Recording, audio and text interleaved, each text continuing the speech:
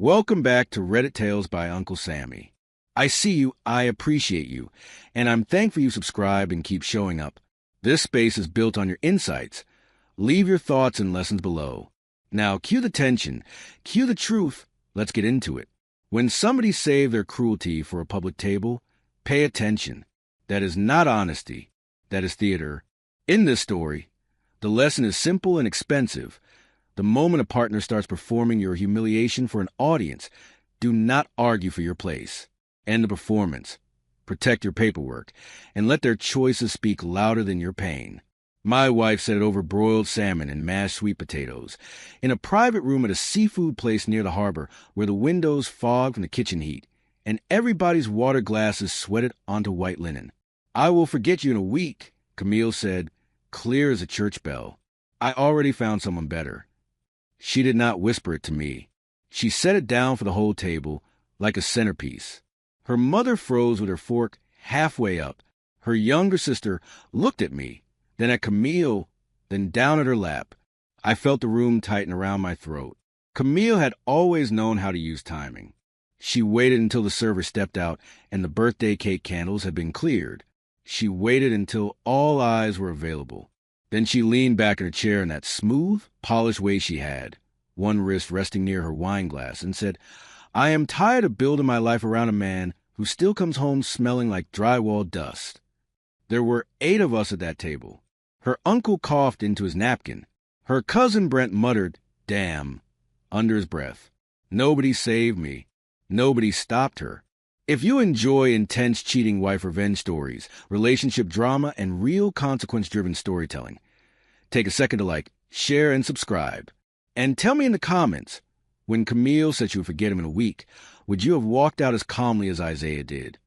I looked at my wife of 6 years and noticed something strange. My heart did not crack in the way people describe. It went still, still enough for me to hear the ice machine beyond the wall. Still enough for me to notice a smear of lipstick on the rim of her glass, darker than the shade she usually wore to family dinners. Still enough for me to see she had rehearsed this.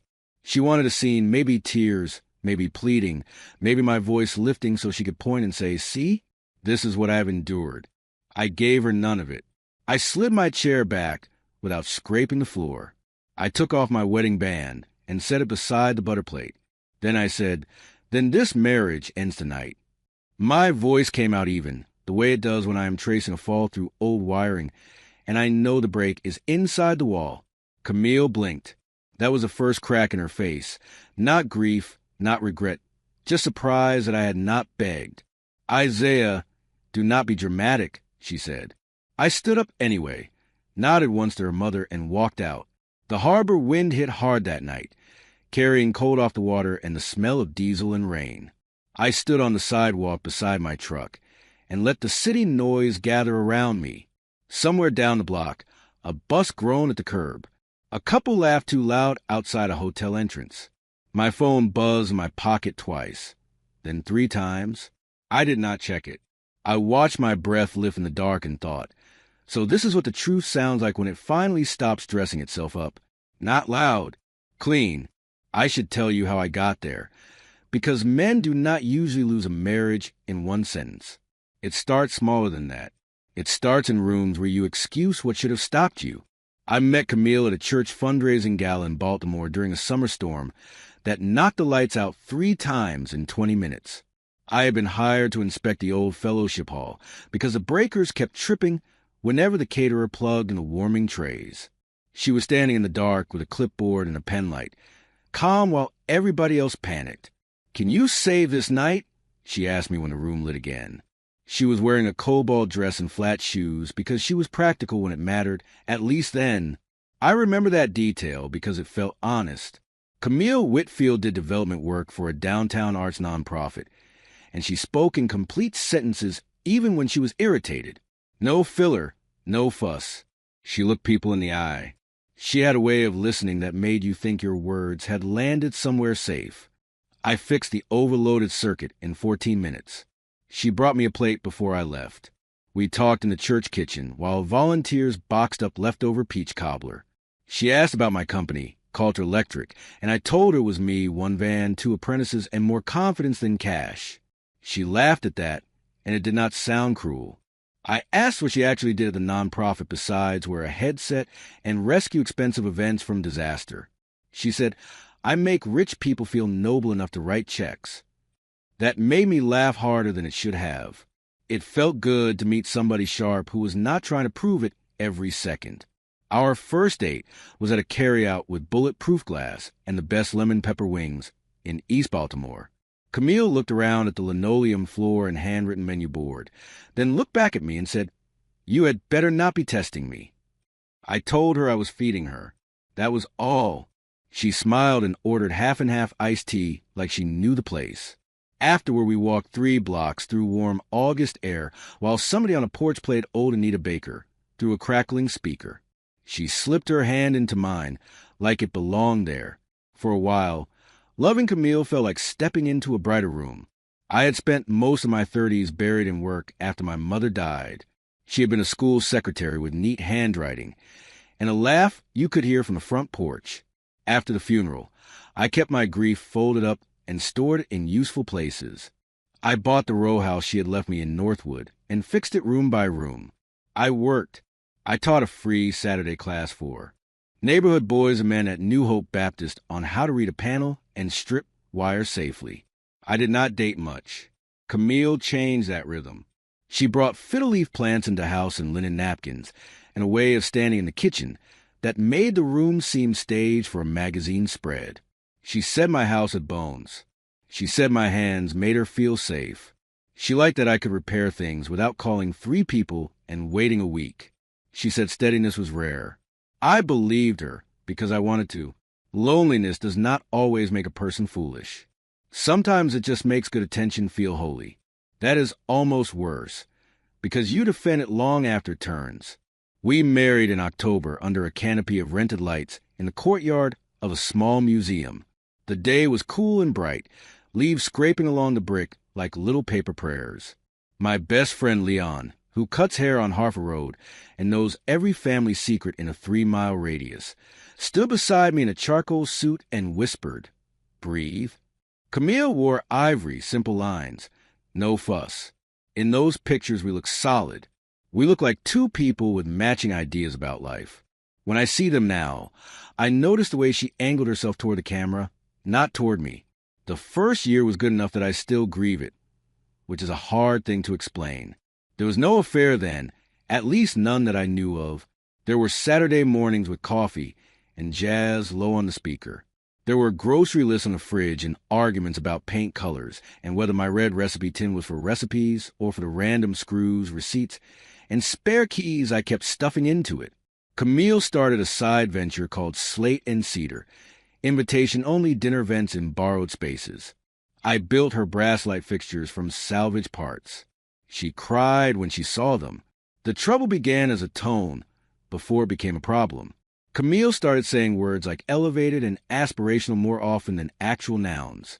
A restaurant was not a restaurant. It was a concept. A dinner was not a dinner. It was an experience. My work boots by the back door were not boots. They were clutter. She did not ask me to change all at once. She just flinched at pieces of me and called it refinement. Isaiah, do you have to wear your company's shirt everywhere? She asked once before a donor event. It is just dinner. I changed shirts. That was my first surrender. Small enough to excuse. I told myself marriage required adjustment. I told myself she moved through different rooms than I did, and maybe I should learn those rooms instead of standing on pride. But there is a difference between adapting and erasing yourself. Camille never learned that difference because too many people rewarded her every time she polished the truth into something shinier. Her mother, Denise, praised presentation like it was moral character. People only know what you show them, she said one Christmas while straightening the ribbon on a gift bag nobody had touched. My second surrender was financial. Slade and Cedar had momentum, and Camille wanted at least an old storefront for pop-up dinners and private events. She said it would only be for a year. She said my credit would help secure the deposit and lower the insurance cost. She said she would handle everything else. I asked 3 times for projected numbers. She sighed all 3 times, then made a spreadsheet that looked expensive and felt thin. I knew it. I signed anyway. I told myself I was investing in my wife's ambition. I did not say out loud that I was also investing in peace at home. There are details that seem innocent until memory rearranges them. Camille started coming home later from cultivation dinners. She changed the password on her phone after years of not caring. She bought a perfume that smelled smoky and sweet, and too grown to wear to the office. She started setting her phone face down on the table. When I asked how an event went, she no longer told stories. She gave summaries. Fine. Good crowd. Some strong leads. It sounded like press release language. The woman who once mocked donor jargon had started living inside it. The first hard clue was a parking receipt. It fell out of her tote onto the floor in our bedroom while she was in the shower. A garage in Columbia. Wednesday night. 7 hours. She had told me she was at a board dinner downtown, 10 minutes from her office. I stood there with the receipt in my hand, steam sliding under the bathroom door, and felt that old instinct rise in me, the one that wanted a man an answer before the lie is time to put on shoes. I could have knocked then. I could have held it up and started a war. I did not. I did not because my father handled hurt like a hammer. He was not a cruel man, but when something snapped inside him, everybody nearby felt it. I had spent my whole adult life refusing that inheritance. I told myself I would not accuse until I understood exactly what I was accusing. That was decision number 1, and I still believe it saved me. Not the marriage. That was already failing. It saved me from becoming easy to discredit. Camille was brilliant under pressure. She could take a weak fact and make it look hysterical. Paper was stronger than anger, so I chose paper. I started noticing with purpose. I printed bank statements. I matched her reimbursements against our joint account. I flagged cash withdrawals she never mentioned. I looked at the lease for Slate and Cedar and saw my name listed as guarantor on more pages than I remembered. I checked our shared calendar against toll charges. The story formed slowly, then all at once. Hotel charges on nights she claimed to be with donors. Car service receipts to a boutique hotel near the harbor. Dinner tabs for 2 at places we had talked about trying together, but never did because, according to Camille, the timing was never right. The man's name arrived through repetition. Donovan Price. He was a fundraising consultant, married, polished, famous in a small local way for telling nonprofits how to court wealth without looking needy. Camille started dropping his name in conversation. Before she knew, I knew it mattered. Donovan says younger donors want intimacy, not ballroom stiffness. Donovan thinks Slate and Cedar could scale if I stopped treating it like a passion project. His opinions entered my house before he did. That irritated me more than I admitted. It was like hearing another man's shoes on your stairs when you are still standing there barefoot. I made another decision at the point where some men call cousins, and some men start checking locations, and some men blow up their own lives to get ahead of being embarrassed.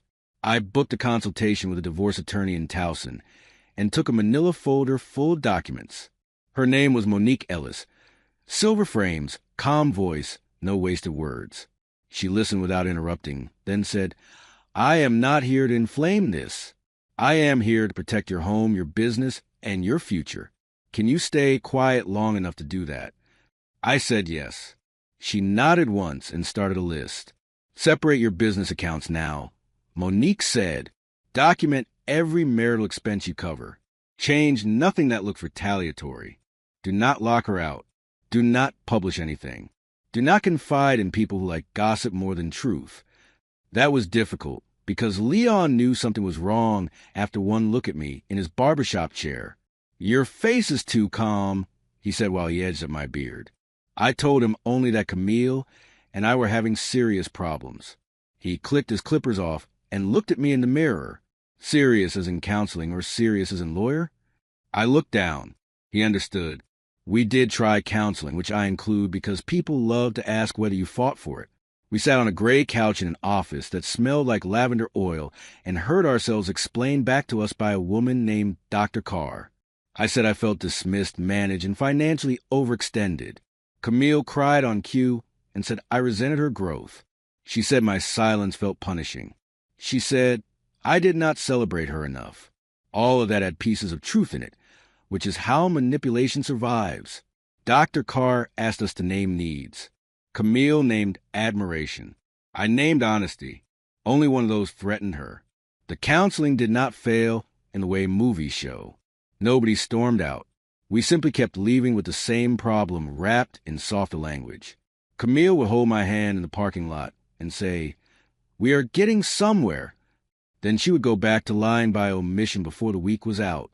Once, at 1 in the morning, I heard her laugh in the kitchen while texting. A quiet, private laugh she had not given me in months. I stood in the hallway and felt humiliation before I felt anger. That is the part people skip. Betrayal makes you feel small before it makes you feel sharp. I found the proof 6 weeks before the restaurant. Camille had left her laptop open on the dining table while she ran upstairs to change. A hotel confirmation glowed on the screen, not hidden, just careless. Reservation for 2. Weekend package. Name, D. Price. I did not touch the keyboard. I took pictures with my phone. Then I sat down at the table we had bought together and looked at the fruit bowl, the mail, the plant by the window, all the normal evidence of a marriage, and felt something settle in me. The marriage I was protecting no longer existed. Only the logistics remained. That night, I could have confronted her. I could have said Donovan's name and watched whatever version of innocence she invented.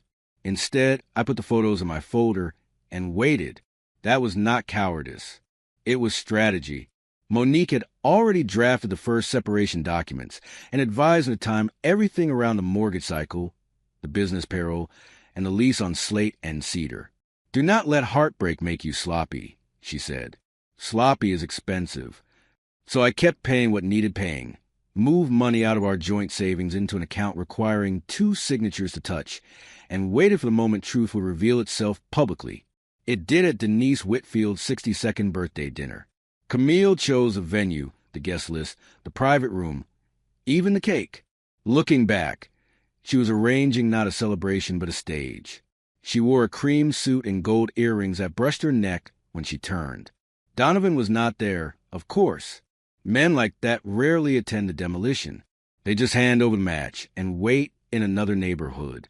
Camille smiled through appetizers, touched my wrist twice for effect, then sharpened when coffee arrived. I remember thinking the room felt overly warm. I loosened my collar. Then she started. "I have spent years trying to make this work," she said, eyes glossy but not from tears.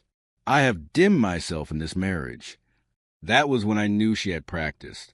Nobody naturally says dim myself with a straight face over dessert. She spoke about compatibility, ambition, and emotional loneliness as if she were on a panel. Then she turned to me and said, "I have already found someone who understands the kind of life I'm supposed to have." Her sister, Yvette, whispered, "Camille," in warning. Camille ignored her. "I will forget you in a week," she said. "You have been a pause, not a partner." My reaction disappointed her more than any shout ever could. I stood, removed my ring, and ended it. No speech, no curse, no negotiation. Then I paid my half of the check at the host's stand, even though I had been invited, because I did not want a single future sentence to include the words, "after everything her family did for you." In the truck, I finally checked my phone. 8 messages before I started the engine. 2 from Camille, 1 from Denise, 3 from Yvette, 1 from Leon, 1 from Monique, because Leon had apparently called her office instead of sleeping like a normal man. I went home and slept in the workshop behind the row house, where I kept ladders, conduit, and the brass scraps from Camille's fixtures. When she came in after midnight, heels hitting the kitchen tile, she found me awake on the folding cot. "So that is it?" she asked from the doorway. "You're just done?" I sat up and said, "You announced the end of our marriage to an audience. I am respecting your clarity." She stared at me like I had spoken another language. "Do not make me the villain because I finally told the truth," she said. I almost laughed. Morning made everything practical. I emailed Monique before 6. By 10, Camille had been served with a proposed separation agreement and noticed that any new debt under. Slate and Cedar was hers alone. The The row house was mine before the marriage, but Monique advised patience and documentation instead of force. Camille had 30 days to find somewhere else to live or negotiate temporary occupancy terms. I changed the passwords on business accounts, removed my payment methods from the Slate and Cedar vendor portal, and notified the insurer that my company no longer sponsored any event business beyond existing written obligations. Clean cuts. No drama. Just locks turning. Camille swung through every version of herself that week. Angry first. "You planned this," she said when she saw the paperwork. "You wanted to humiliate me." Then injured. "You could not wait one day to talk like adults." Then seductive, which insulted me most because it assumed I was available for management. She came into the kitchen in one of my old college shirts and made coffee she did not drink. "Isaiah, we both know I said too much," she murmured. "Do not throw away years over one ugly dinner." I looked at her over the sink and said, "It was not one dinner. It was a pattern with a microphone." Yvette came by that Saturday with grocery bags and the kind of tired-faced women wear when they are related to beauty and ambition, and have spent years cleaning up after both. She stood on my porch while rain tapped the awning and said, "I am not here to defend her." We drank coffee at my kitchen table, the red recipe tin between us holding loose screws, and old takeout menus like always. Yvette told me what she knew. Donovan and Camille had been seen together for months at donor receptions, bars, and one weekend conference in D.C. I told her this would end badly. Yvette said, I believed her. Here is decision number 2. I could have forwarded every screenshot, every hotel receipt, every ugly text to Camille's mother, her friends, her nonprofit board, and Donovan's wife. Part of me wanted to blast radius. Part of me wanted witnesses to the specific ways I had been made a fool. But revenge that needs an audience starts resembling the thing that wounded you. So I did not post. I did not leak. I kept every document with my attorney and answered only what I was legally asked. That choice cost me the quick satisfaction of spectacle, but it kept my dignity intact. I would choose it again. The fallout still came, because truth has a way of walking into rooms uninvited once paperwork starts. During discovery, Monique's office requested bank and reimbursement records tied to marital spending and the Slate and Cedar lease. Camille delayed. Then she produced statements, so sloppy even I could see the gaps. Personal meals marked as client cultivation. Boutique hotel charges labeled venue scouting. Floral purchases with no corresponding events. My favorite lie was a $300 car service charge tag transportation for electrical supplies, as if I had ever in my life sent a sedan to pick up wire. Monique smiled the first time she saw that one. Useful, she said. Donovan vanished exactly the way cowards do. His number stopped reaching Camille. His social media went quiet. A mutual contact told Leon he had flown to Chicago for business. The week the first legal request landed.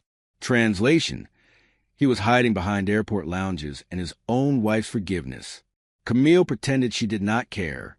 Then I came home one afternoon and found her in our spare room, sitting on the floor among event linens and unopened candle boxes, crying so hard she could not catch breath. For 1 weak second, I felt protective. That old reflex again. Then I remembered whose mess I was standing in. Did he leave you? I asked.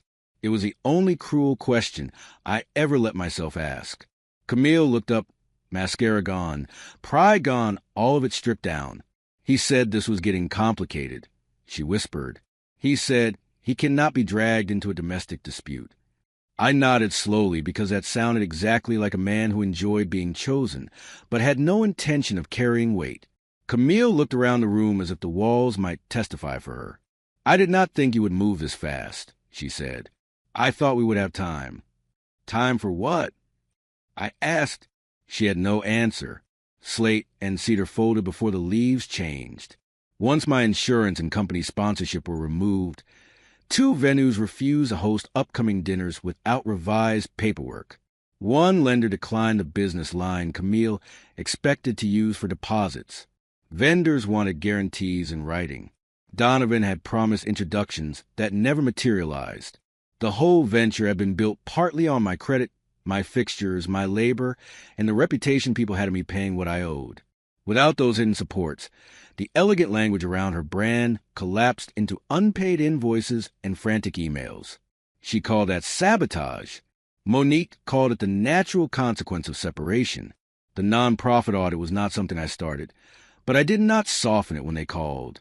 Their finance director left a voicemail asking why my company had been listed on 2 reimbursement forms as event infrastructure support when I had no invoices matching those dates. I called back and told the truth. I sent my actual invoices, clearly dated, clearly itemized. No commentary, no opinion, just records. 2 weeks later, Camille was placed on leave pending review. She came home with her jaw set hard and accused me of trying to destroy her career. You submitted false paperwork, I said. I corrected the record. She hated that sentence because it left nowhere to hide. Camille moved out in November to a furnished apartment in Owings Mills with thin walls and a bad parking lot. Yvette helped her carry boxes. Denise did not come. I watched from the porch because I wanted to be present without participating. The last thing Camille took was a framed black and white photo from our hallway, the one from our first anniversary at the harbor. She held it a second too long, then turned it face down in a box. I hope this house keeps you warm, she said, like the row house itself had chosen sides. It has, I answered. That made her mouth harden. Then she left. Divorce proceedings are not dramatic in the cinematic sense. They are slow, repetitive, and humiliating in administrative ways. You reduce the shape of a life to statements, appraisals, receipts, and the value of things you once touched with affection. A judge does not care about your private language or the songs you danced to while cleaning the kitchen. A judge cares about dissipation of assets, responsibility, ownership, and credibility. That turned out to matter in my favor. I had records. Camille had explanations. Records are boring, but they hold their line better under oath than people do under shame. The hearing took place on a gray Thursday with sleet ticking against the courthouse windows. I wore the same navy suit I used for funerals and licensing reviews. Camille wore forest green and looked beautiful in the brittle way glass looks beautiful right before it breaks. Donovan did not appear. Neither did Denise. Yvette sat in the back alone, hands folded, face unreadable. Monique walked me through my documents with steady precision. Mortgage payments, lease guarantees, joint funds redirected to personal travel, reimbursements that did not match reality. She did not need to perform outrage. She let the math do the talking. That was one of the reasons I trusted her. Camille's attorney tried to paint me as controlling because I handled household bills. I almost admired the attempt. It was thin, but it was intelligent. He suggested I benefited from making myself indispensable. He said Camille felt financially pressured by my expectations. Monique asked 3 questions that took the air out of that balloon. Did Camille have her own income? Yes.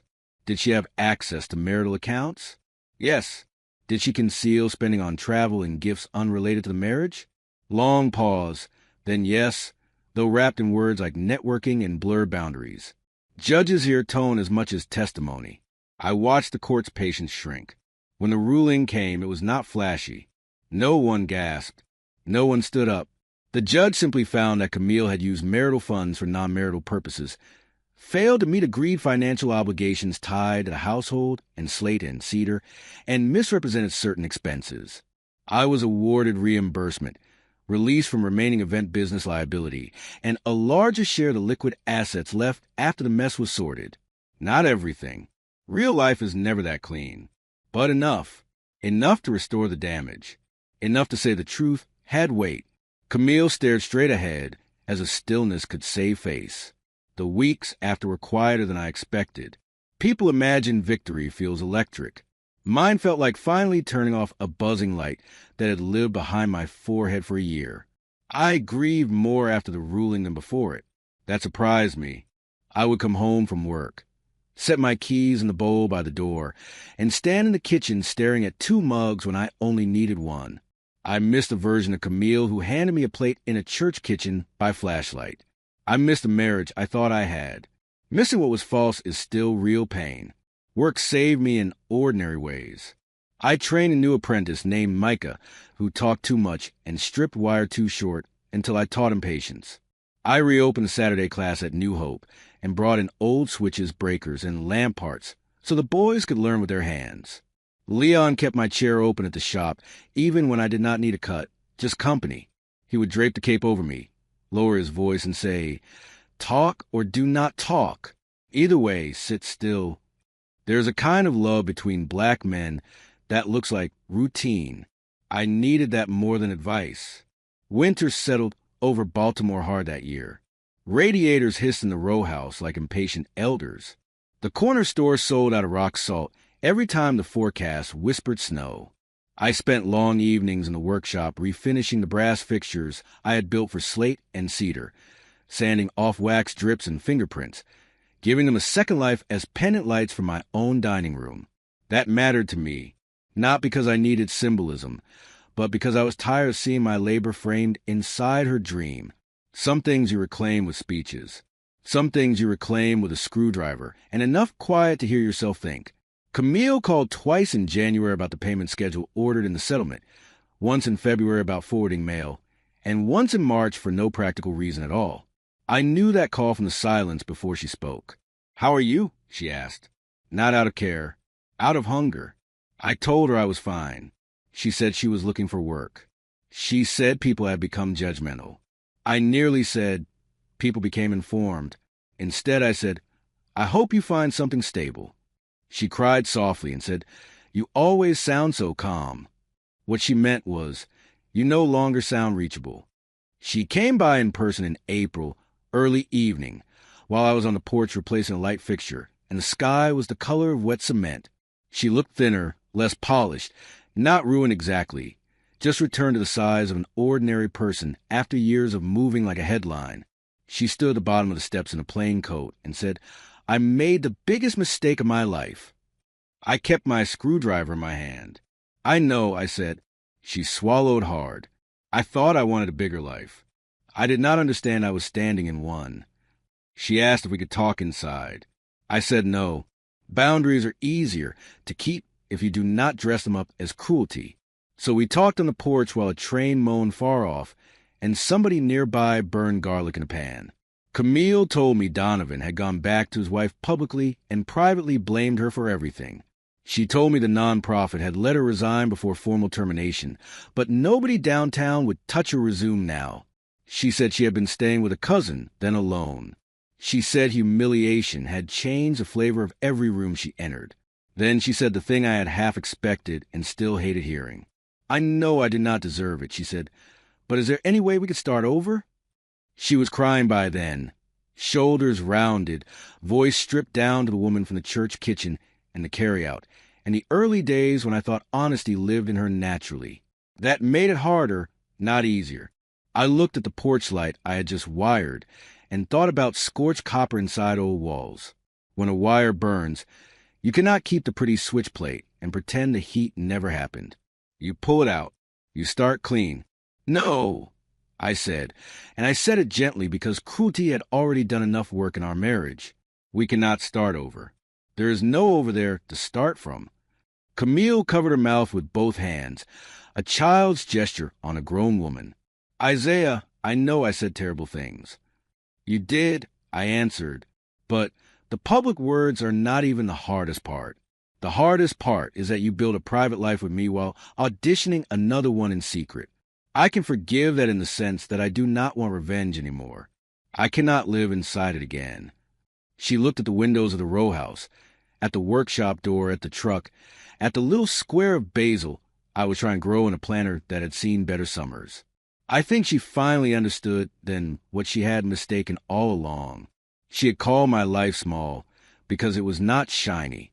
She had called it limited because it required showing up instead of performing. "You were never beneath me," she whispered, not really to me, more to the air between us. "No," I said, "I was just not useful to your fantasy anymore." That landed. She nodded once, slow and ashamed. She left without asking again. She walked down the steps, across the path, and out to the sidewalk where evening traffic washed past in red and white lines. I watched her go because some endings deserve witness, even when they no longer deserve participation. Then I went back to the porch light and tightened the last screw. That was the shape of my revenge, if you want to call it that. I stopped rescuing the lie. I told the truth on paper. I let the hidden supports disappear. Everything else that fell had been leaning on me without my consent.